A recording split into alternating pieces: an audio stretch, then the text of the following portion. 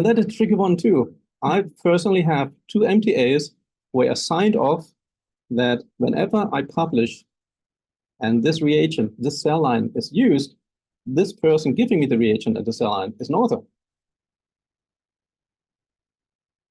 You might think about what you want, but I didn't get it without this agreement, right? So they are authors irrespective of whether they were involved intellectually.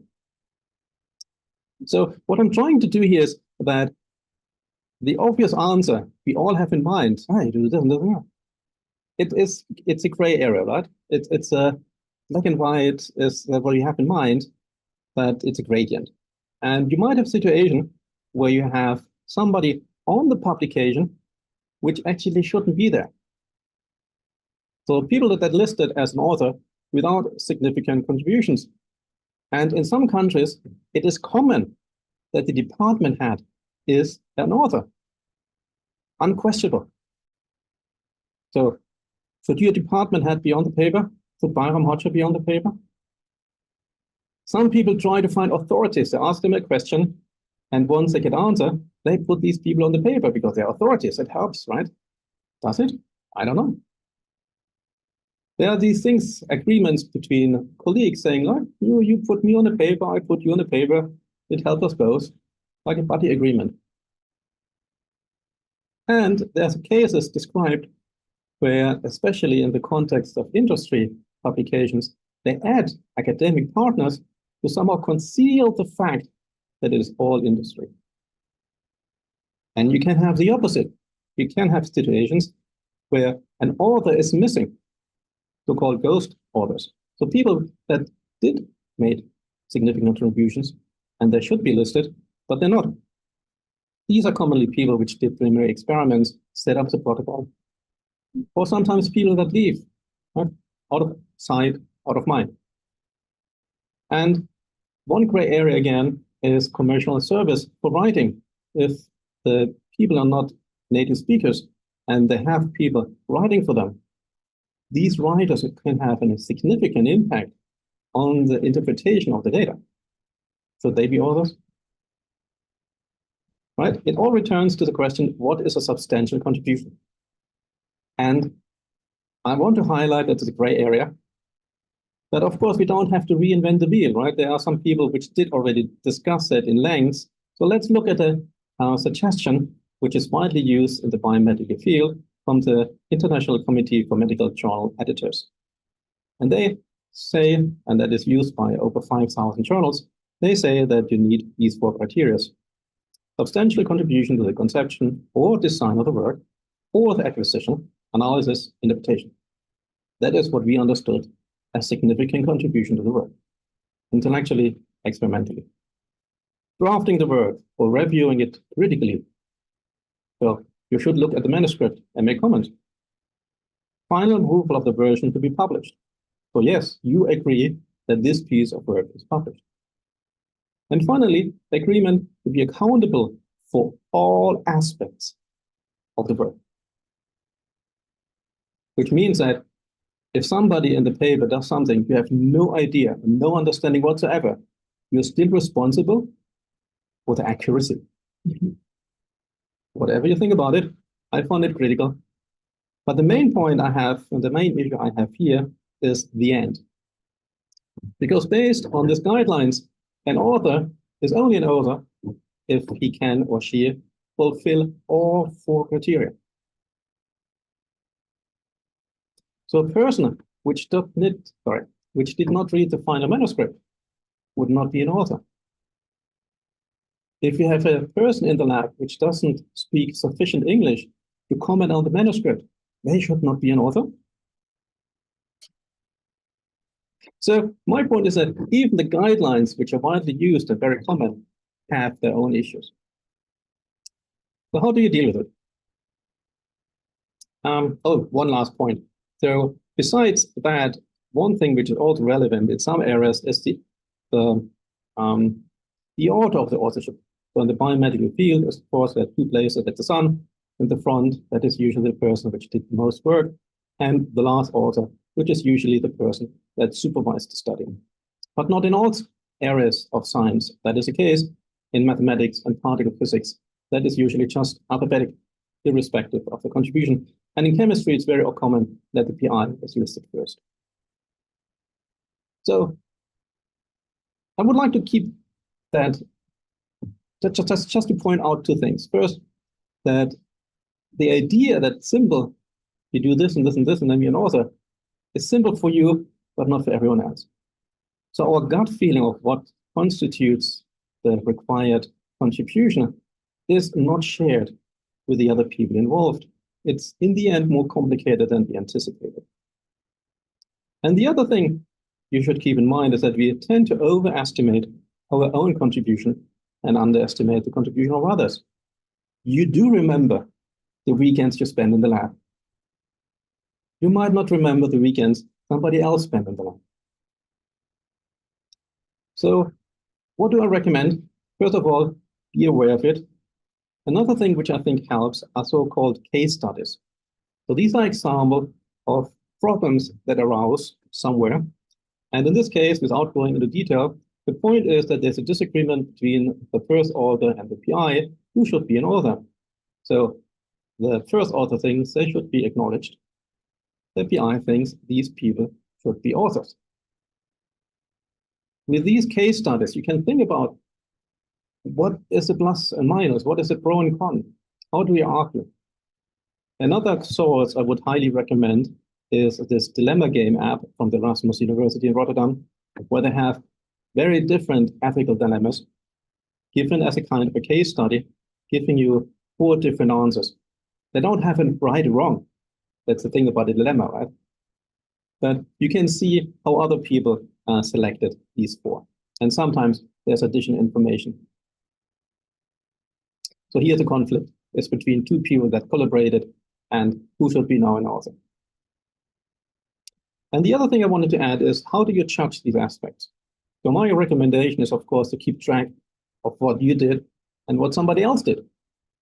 And one way people tried to make that a bit more measurable is this idea of this credit system. So people came together, discussed these pros and cons, and came up with 14 different roles that are necessary for publication and put numbers to it. And then the argument is, if you list all the contribution and everybody does that, you get a kind of a number that helps you to justify your position on the publication. So that might be helpful if you find yourself in a situation where you need to argue your case. So just this as a highlight to say that things are more complicated than it seems. And with this, I actually already want to switch to the second part, which will be much longer. The reproducibility of science. And that is a topic that in the last 10, 15 years came up and is widely discussed. And I think it started with observation like these here. So there were 2 companies, Bayer and Amgen, which tried to reproduce groundbreaking publications in the field of oncology. And they say they could only reproduce 11 or 25%. Studies in psychology that only 39 out of 100 studies could be reproduced. So these are primary publications that could not be reproduced. But even for other cases, like randomized control trials, so the gold standard for clinical trials. So this author is an editor in this journal. And then whenever a control trial came in, he asked for the data. And when he got the data, he looked at the data and noticed that a huge proportion of them had issues. Some of these issues were so severe that he called them zombies. So if that would be published, it would have been retracted because the problems are so severe. And he noticed, of course, when he were able to look at the data, he could find them. If he could not look at the data, he did not see them. And the implication here is, of course, all this we don't see it is published and we don't know that they're zombies. And that led to some scientists claim big headlines, most published research findings are false. Is it true? I don't know. Nature asked its readers, do you think that we have a problem? So is there reproducibility crisis? You can see in red, the majority said yes, and more than half said yes, it is severe. We have a severe reproducible crisis. So besides these inflammatory headlines, what I would like to do is ask, in a way, do we have a crisis? And to take my answer ahead, I personally believe that we do not have one. What I do think that happens in the last 10, 15 years, we got more aware of issues, and that is a good thing. If we can do anything that helps us to become better at science, it's better for science. So it's nothing new, it's just that we got aware of it. But that, of course, still begs the question, does it mean that all the data that cannot be reproduced are fake? And if not, how do you explain that you have problems reproducing data? I'm pretty sure that if I asked anyone here or online whether they had problems reproducing data that were published, the answer is usually yes. And if your answer is no, then you're either unlucky or not long enough in science. And I'm willing to bet with you that you will struggle at something. So does it mean that the data were fake? So what I would like to do for the rest of the time is to, in a way, try to explain what reasons I can imagine that could explain that findings are not reproducible. And I categorize them in 3 areas. So the data are wrong. You can't reproduce them because the data are wrong. The data are real but highly improbable. And that means that it's highly improbable that you reproduce it. And lastly, the data are real, but something is missing. And just to start with the obvious thing, the thing everybody jumps to is the outright fraud. The premeditated usage of deceptive practices out of malicious intent to deceive others. And to use fabrication, falsification, plagiarism. You deliberately change things to deceive others. So that is what people think of whenever something happens and it's not reproducible. And I would like to show you some pictures from Elizabeth Big, which has an amazing eye. So she can look at a figure like this and tell you immediately that these bands, which are highlighted with the same color, are identical. So I would not see it. But she has an eye. She had a publication where she looked at 20,000 papers looking at the figures and found in 4% these kind of mistakes. So if there's one duplication, it could be a honest mistake. I've been in a situation where I put together a manuscript with a lot of histograms, spending hours copy-paste, and then when we submitted it, I noticed before I pressed the button in the last check that 2 histograms were identical. So doing all the copy-paste, one copy didn't work. So it pasted twice the same thing. That could have been an honest mistake. Of course, if you have 4 of those in the same figure, that raises, of course, a red flag. Another example from it is a bit is these duplications where you change things, you flip it, you change the size. The likelihood that this is an honest error is very limited, right? Very small. And especially if you start faking data, right? You change things. And so she categorized it as simple duplication, duplication with repositioning, so you change the order, and duplication with alterations. But it's not only figures, it could also be numbers, and that is another example from her. So that is a study with 20 participants, which means that every participant represents 5% of the total population. So you cannot end up with these kind of numbers. So in this case, it's very obvious that, okay, thanks. Just to give an example. So all these things clearly show that somebody made a deliberate effort to deceive the readers. And of course, I don't need to remind you not to lie, steal, and cheat if you don't know that you failed your primary school. These people do know that they shouldn't do it, but they believe they didn't get caught. They will not get caught. Is it realistic? I don't know. 20 years ago, you could have faked a Western blot.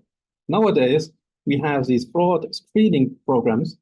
You can run these figures through these programs, and it becomes blatantly obvious where you polished or faked data. How do you know that it will not happen in 10, 20 years for your data? And the other point is, if you fake data, you get a high impact publication. The higher the impact your publication will have, the more scrutiny you will get. So that will increase the likelihood that you will get caught. And if it's not a high impact, why bother? So the fraud screening is commonly now for the big journals. And the other thing I would like to highlight are these whistleblower policies. So if you suspect that there is a fraud in a publication and you're pretty sure, and it's before the publication, you could, of course, contact the journal directly, or most institutions have a research integrity officer. And these you can also contact after the publication. The problem is that most cases, we don't have the eye of a little bit big. You might suspect something. In that case, you could either contact the journal editors to highlight the problem. You say, okay, look, this figure in this publication and this figure in this publication seem to me identical. But if you don't trust the journal, you can go to Papier, where you can even post it anonymously, so your name is not posted. And then people which have the eye and have the resources, they can check and tell you, yes, these two are identical. So that is outright fraud. That is really malicious, right? Somebody wants to fake things. But there is this thing which gets in the gray area. This is what I would say benevolent fraud. So that is this polishing. There's this data, this outlier. It doesn't look good. Maybe you just remove it.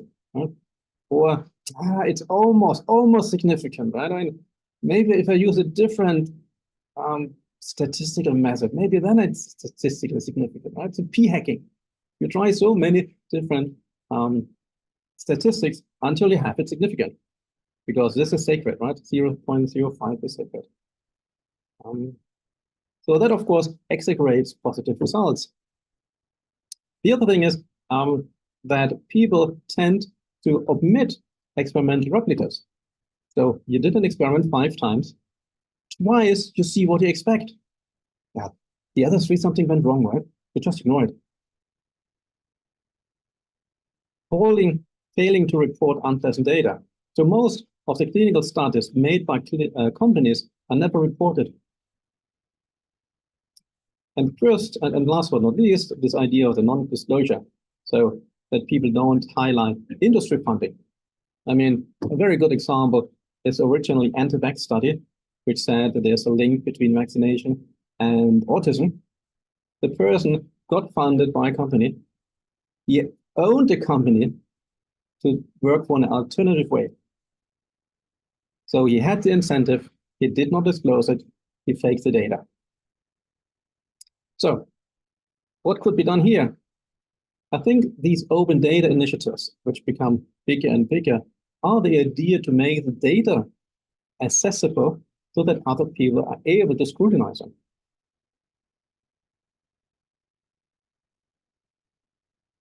And what people discuss, but it did not implement yet, is the idea that all clinical trials which are initiated should be reported. So unfortunately, that is not the case yet. And for these things that the data are wrong, of course, it could be simply human error. It could be that you don't understand what you do. Unfortunately, this kind of junk science is still common, but an expert looks at it and can say, okay, that is a poor study design. It lacks controls.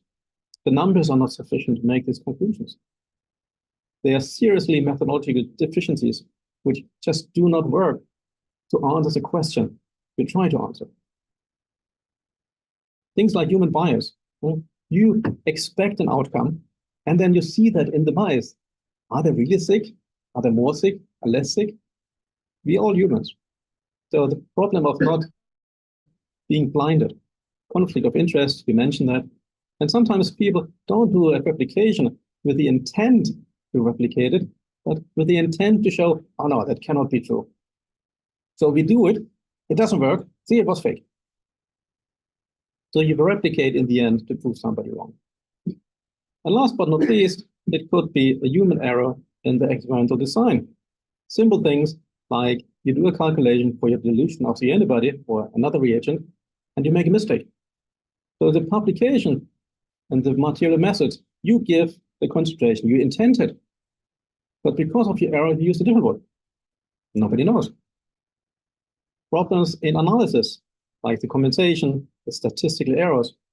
Good example are these climate catastrophe rejects. So there are some publications that reject the idea of human-made climate catastrophe. And some authors contacted these authors and asked for the data. And whenever they got the data, they found a mathematical problem. So all of the publications, the data themselves supported climate catastrophe.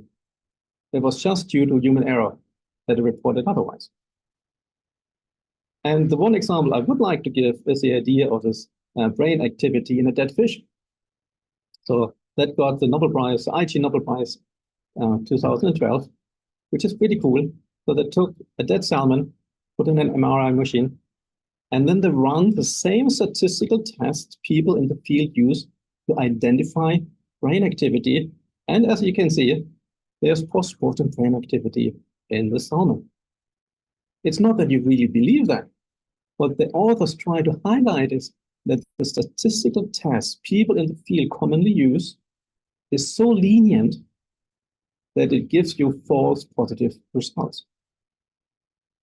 That is what I would consider a part of human error. So my suggestion, if you see something and you have problems reproducing it, ask the authors. More scientists are happy to help. We are all nerds, right? We like to talk about our research. And most of us are happy if other people can reproduce our data. It validates it. With this, I would like to come to the second part. So these are data that could be right, but the likelihood is very slim. Because in the end, the likelihood that a finding you have is true depends on several factors. One of them is the prior probability of it being true. The more unlikely your hypothesis is, the more unlikely it is that you get a positive result.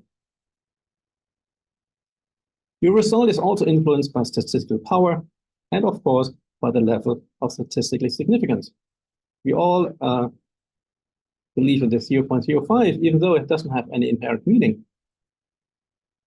And the thing is that if you have big numbers, you will always find statistically significant differences.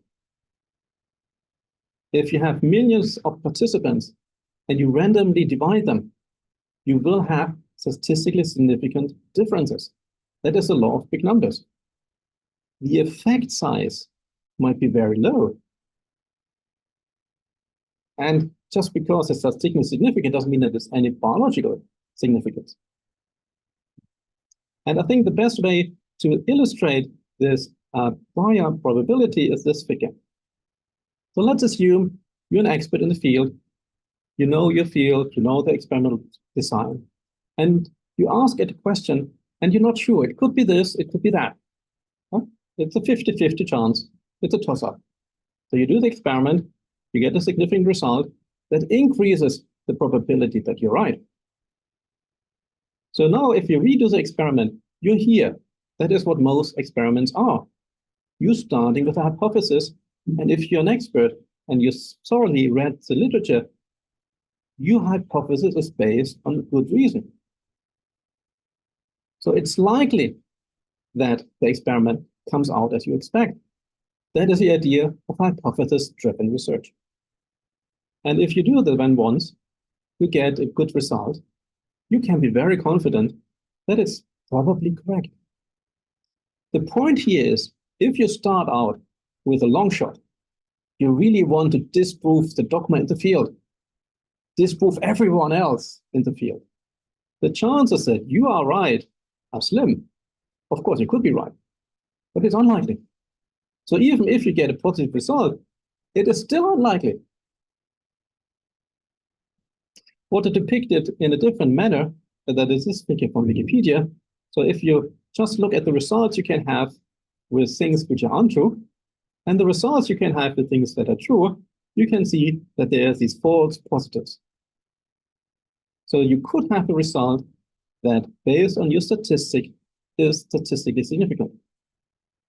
And I think it's very nicely illustrated in this comic from XKCD, where if you run the same experiment 20 times and you use as a statistical significant threshold 0.05, that means that one of these 20 most likely will give you a positive result. If you only did this experiment and you publish it, it's positive. And if you did these 10 experiments and they're negative, you might not publish it. So the bottom line of that is that highly unlikely findings remain highly unlikely until they reproduce. So what do you do? I mean, teach statistics. We should do that. I'm just not the right person to do that. I think keep in mind that statistical significance does not mean that something is true. It only gives an indication how likely it is that you made the wrong conclusion. And secondly, statistical significance does never mean biological significance. Another common problem to make data unlikely is publication bias. So insignificant results are rarely published. Like with the beans, you do 10 experiments with different beans, they're all negative. It's unlikely that you publish the data. There's a general bias against so-called negative data or results you don't like. They are seldomly published. Like most clinical studies by companies are never published because nobody forces them to publish unpleasant data. If you try to replicate something and it doesn't work, you will not publish it. You will just say, well, it didn't work. So if you have 5 publications saying, oh yeah, it works, we could replicate it, and you have 95 saying, oh no, it didn't work, that is just a statistical expectation. But the 5 are published, the 95 are not. And the conundrum of that means that the more people work in a particular field, the more likely it becomes that these false positives are published. So hot fields with more teams, there's a higher pressure to publish. Oh no, we have to get it out. No, we don't do this control. We don't look at alternative explanations. No, we need to publish it now. Of course, if 1,000 labs in the world work on the same, it could be that you are indeed the first. But it could be that from these 999 out there, 100 did the experiment and didn't see it. And the other thing is that even if there is something where you've later figure out that there was an issue, a lot of authors do not correct the literature. So a thing I've been in experience, there was a PI which got a nice science paper, which had a lot of impact, but even the people in the lab afterwards were not able to reproduce it. So that gives you wonder whether the data were wrong. But the PI did not make a retraction. The PI was invited for a while to the big conferences because it made a huge impact. But after a while, she was not invited any longer because the people in the field, they figured out it's wrong. So even if you do not correct it, it might still be a Science and Nature paper on your CV, and you might blind somebody reading it, but the expert, the one which can judge you, they will know.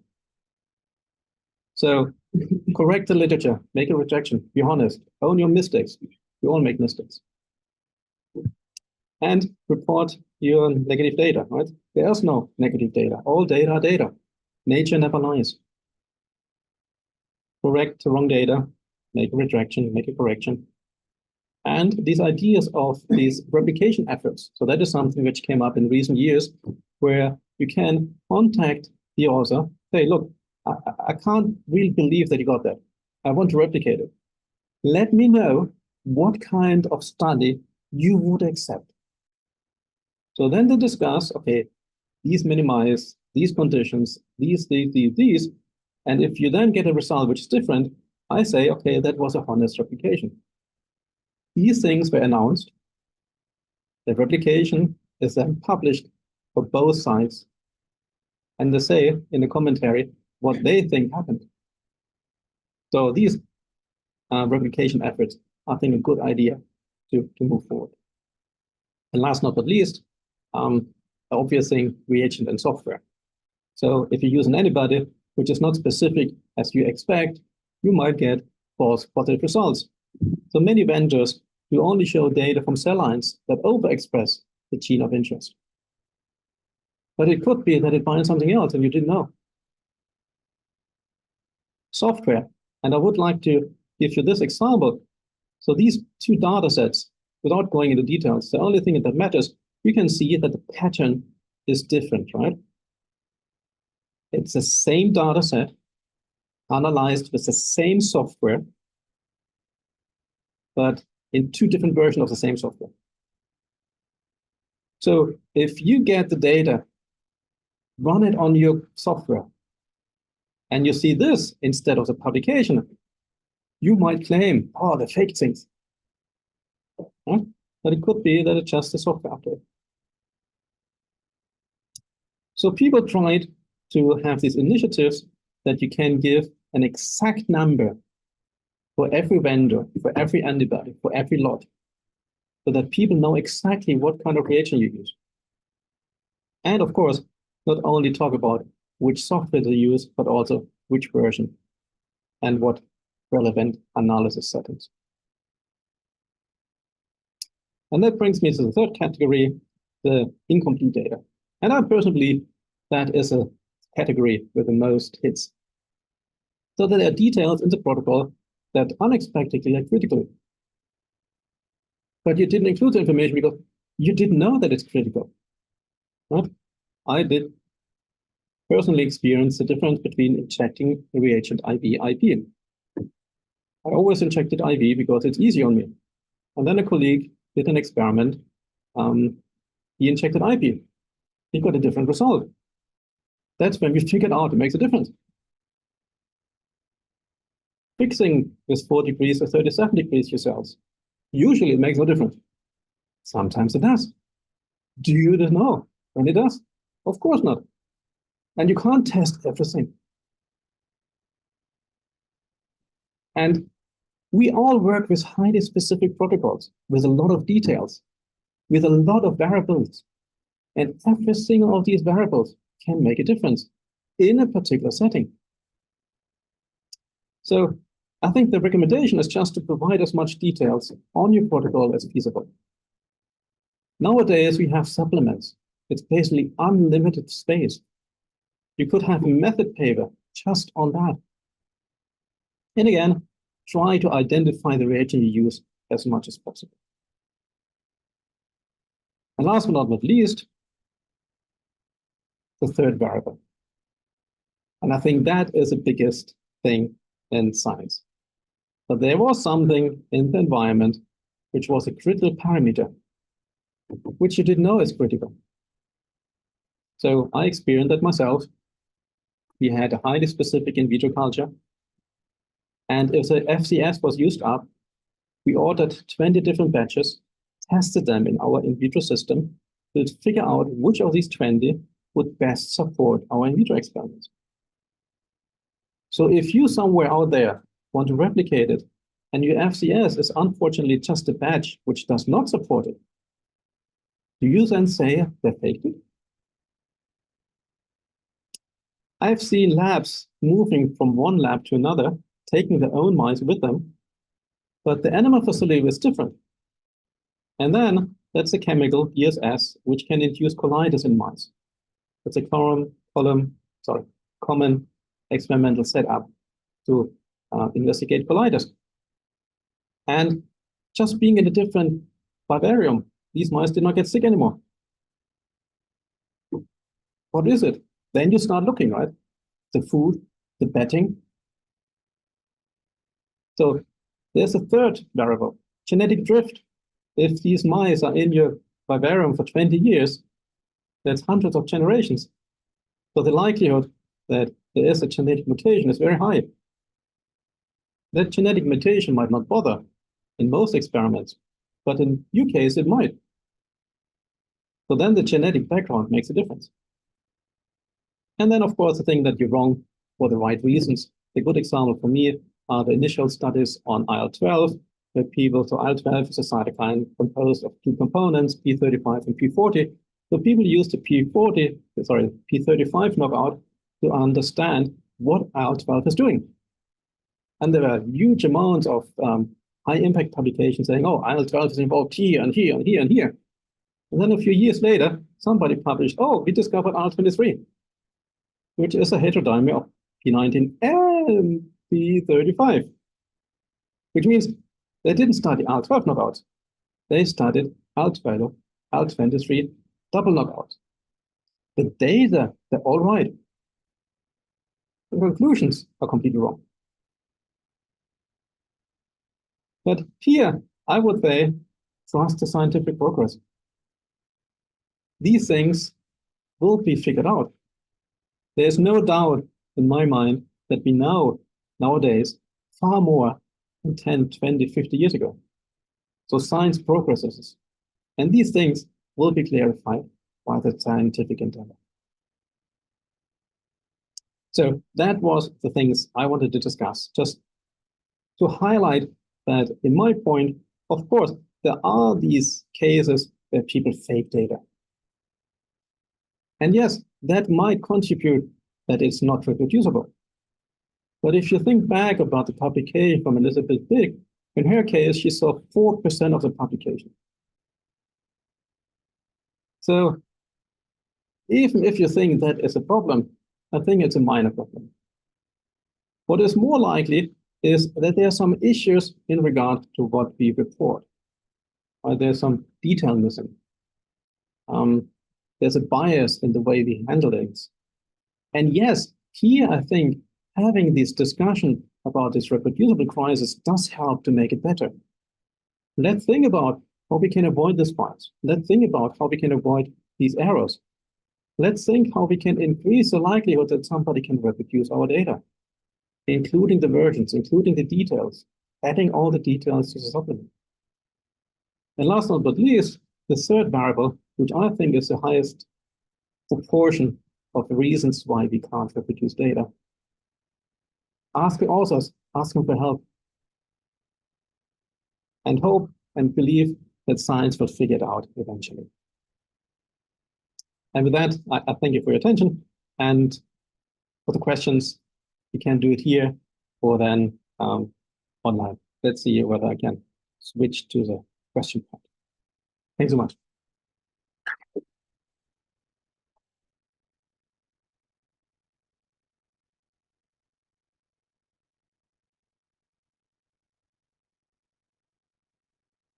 So let's try whether I can switch now to this part.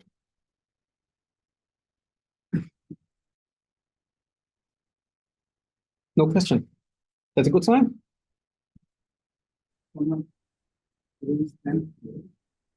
Ah, I should.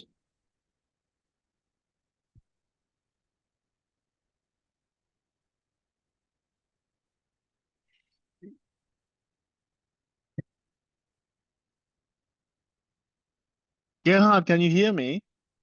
Yes, please go ahead. Hi, this is Philip calling from Bern, Switzerland. Thank you very much for this presentation. I think it was really, I could only join at the in the later parts. I wasn't there in the beginning. We had a meeting, but there was something I'd like to complete because I also give a class on mouse models and so on. So I have an example of a mouse model where people, it was, I think, in Ireland, where they had a mouse model with a spontaneous type of lung infection or lung inflammation. And then they moved the mice to a new facility, and it happened that this infection was not, or this inflammatory phenotype was not appearing anymore. So they checked everything: microbiota, genetic background, genotyping, everything you could think of. And the only difference they had is that in one facility, the food was for sterilization was autoclaved, which made some to make sure there is no pathogen in it. And in the other facility was gamma irradiated.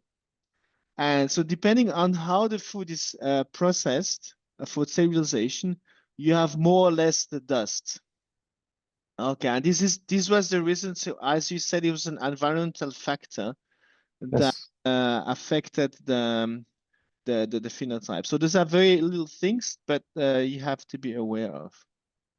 And the point is that the likelihood that you are aware of these things is very slim. It only happens if you try to replicate your own data because you believe your data. But you will not go through these efforts if you try to replicate the data of somebody else. You will try it once or twice and say, oh, it doesn't work. But it doesn't mean it was fake. That's my point here. I think in most cases, the overwhelming cases, my personal opinion, the data were honest. But biology, nature, is just freaking complicated. And I think we should give people the benefit of the doubt. There is no shame in asking them, look, we tried this. Do we have a problem? I mean, I experienced it myself during my PhD. There was a publication which claimed that all the data we have are wrong. It took us 5 minutes to figure out what the problem was. They used the cells directly ex vivo. And in every publication, we highlight cells were rested overnight. Because we published before that if they get purified from the organ, they're activated. They need overnight to calm down again. So if they have asked us, we could have pointed it out. But they were proposing an alternative explanation for our finding. Right? I mean, these things we do are very complicated. Every step can make a difference. And so, yeah, I mean, if you start new in the lab, your first experiment probably will not work. It's not because the protocol is wrong. Because there's something in the handling which makes a difference nobody's aware of. And then you redo it a few times, and suddenly it works. Maybe just the timing, right? How long does it take you to do these things? Makes a difference. But how often do you really follow up? You're happy it works. You don't try to understand why it didn't. So there's a question. In bioinformatics, it is acceptable to use various statistical methods and selective. Oh, well, I mean, that is a statistic question more than bioinformatics. And for bioinformatics, I'm really not the person to answer. But this p-hacking, I think in the end, it is understandable. But on the other hand, one should also keep in mind that this convention of the 0.05 is arbitrary. There's nothing magical about 0.05. It's just a convention. Right? If you have 0.05 or 0.051, makes no difference. It's just that the one you can claim statistical significance. So using different methods, I might use it because I don't know better. But which methods are then acceptable or not, that's a question of a specialist. So I don't feel comfortable answering that. There are people doing that professionally, right? Ask them, ask for help. They're happy to help, put them on the paper, everybody's happy.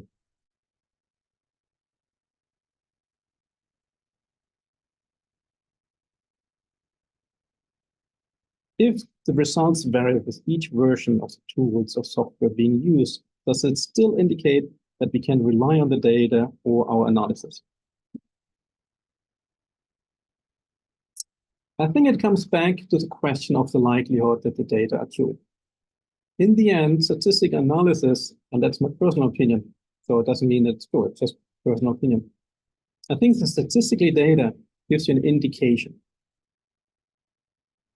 And it's not an indication whether the thing is true or right or correct. It gives you only indication whether you might be wrong statistically, right?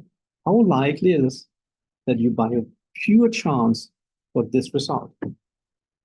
It does not say anything about the reality. It only gives you an indication how likely it is that you by pure chance got the wrong result. The convention is that we use 0.05. So that's one thing. right? And the other thing is a question of biological significance. So the bigger the data set is, the smaller differences you can find that are statistically significant. But of course, the smaller the effect size, the more you have to ask, does it make any biological difference? I mean, the big example everybody has is the distinction between man and female. It's a very easy way to distinguish humans. But it's a big number. So if you separate all people with black hair and all people with blonde hair, you will find statistically significant difference if your sample size is big enough. Has it any biological meaning? I doubt it. So I think one should not be obsessed with the statistical significance. First of all, it only gives you a hint, and it doesn't say anything about the truth of your data. So if you look then at two versions, and that my long-winded answer maybe, the data are the data. The data don't change. Nature never lies. It's the interpretation that changes. And there, I'm hopeful and trust in the scientific progress that even if you claim based on the version that there is something, that eventually it will be cleared. And if something like the version of the program makes a difference, then I personally would doubt whether that was an aspect with high biological significance. And again, over time, these things will be clarified. Publish your data, even if you appear negative. Over time, that's my belief, it will be clarified. Science progresses. We're on the path to infinity. So. Any other questions? Yes, one here. Yeah, I have one comment and one question. One comment is that it reduces the data from literature. So I was planning to produce a recombinant protein from human blood, factor 13. Specifically, I think it was back in the US 10 years ago, 20 years ago. So, search first people do. Someone has done. I look at the report, it's easy for you, it's okay. You just think how they did it because I want to publish, I want material. But I cannot reproduce it. And over, and it doesn't produce. And I look at the data again, carefully, they haven't included the negative control. They have the positive control. Very positive control, but there is positive control included factor 13, fibrinogen, when they mix with fibrinogen and factor 13, it's blood. So they're saying when they added the factor 13, it's flooding, but they show that factor 13 is not added, it's flooding. Yes. Okay, so, but of course, I didn't put that much detail and extracellular I was producing, never did. But my fibrinogen was factor 13 because it's coming from animal, it's 5. So I ordered whatever they, had from Sigma, this number, yes, they can control that over the factor 13. So what that means is either they know, purposely they didn't produce, and they claim that they produce because it's just like positive control that they have. So. Yes. And I spent probably 6 months and resources. Sad. So this is something that, carefully, you may be right that 90% of the data is not reproducible. But you have to very carefully look at the data before doing it. Yes, I mean, if the controls are not there, that's a bad sign. That is what I thought as a category chunk science, right? There are some problems which are so obvious for somebody in the field. Like if you don't have negative and positive controls, you don't know what you're looking at, right? Yeah, it wasn't high impact rooms also, but I wasn't trying to high impact things. It's just I wanted to make something. It's the filter down, and I want to do the same thing. But this is the one. But I would like to ask you to comment on the authorship.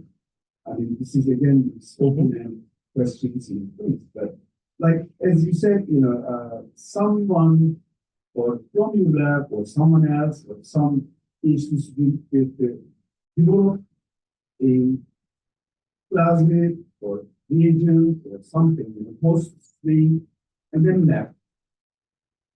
Okay, then the next student comes and utilize that one. Because without that, it's not possible to do with the other students' experiments. Yes.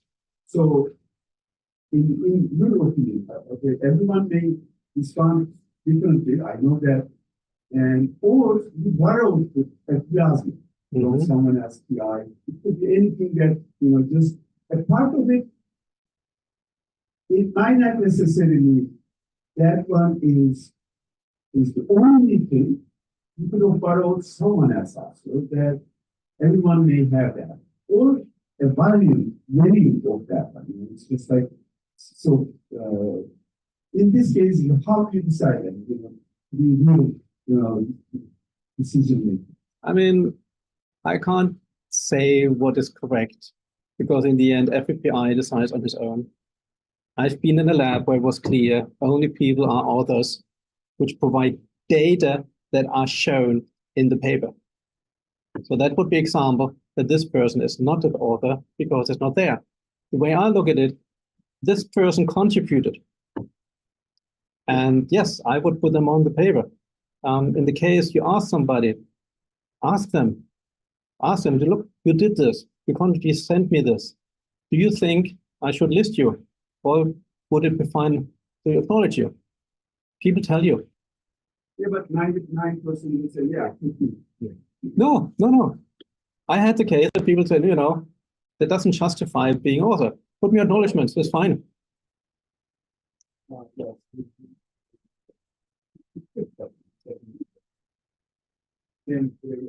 So the one thing Philippe highlights here, which is not shown on the screen, unfortunately, any longer. So he highlights that there was a study a few years ago which looked at the cell lines people use in different labs and found that HeLa was taking over the world. So that a lot of people use cell lines which were labeled in a different manner, but in the end, it was just HeLa. And so that some authors published in data with the so-called wrong cell line. And Philippe highlights that some journals now want you to get the cells not from a colleague, but from an accredited repository like ACCC. To avoid these things, right? Or at least that you show data that it's really the cell line you claim it is. That is coming back what I mentioned with the idea of the genetic drift. And if your mice are there in the vivarium for 20 years, they will not be identical to the mice you can buy from Jackson. Jackson tests them every generation and breeds only those which are still right. We don't do that. We can't do that.